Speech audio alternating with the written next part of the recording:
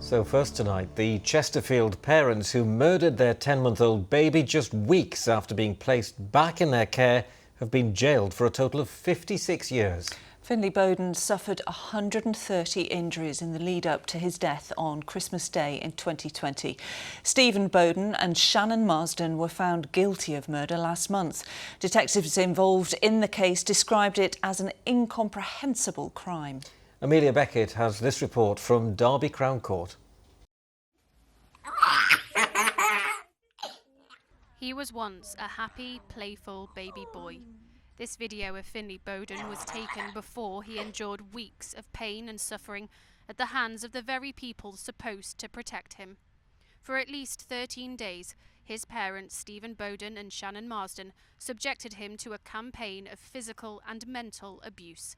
He died on Christmas Day 2020, with more than 130 injuries covering his body. Today, in court, as she sentenced the couple, Mrs. Justice Tipple described those final, horrific days of Finley's tragically short life. Everyday activities such as changing his nappy, lifting his arms, putting outdoor clothing on him, or putting him in his pushchair, all caused him severe pain.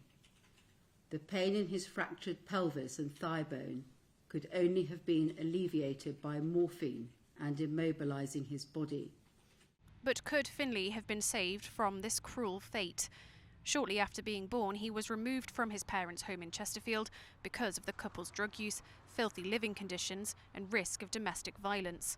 But over the next 6 months, the couple managed to convince social services they'd made positive changes. Shannon Marsden even sent photos showing the house looking clean and tidy.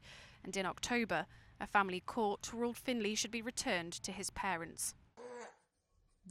Court documents released this week show the local authority had wanted a 4-month transition to monitor Finley's progress. But a guardian working for CAFCAS, the Children and Family Court Advisory and Support Service, recommended a 6 to 8 week period. Following legal advice, 2 magistrates agreed, and by November the 20th, Finley was back home. Social workers and health visitors repeatedly tried to visit, but were told Finley was either asleep or they couldn't come in because of COVID. What lay behind the door was in fact abject squalor.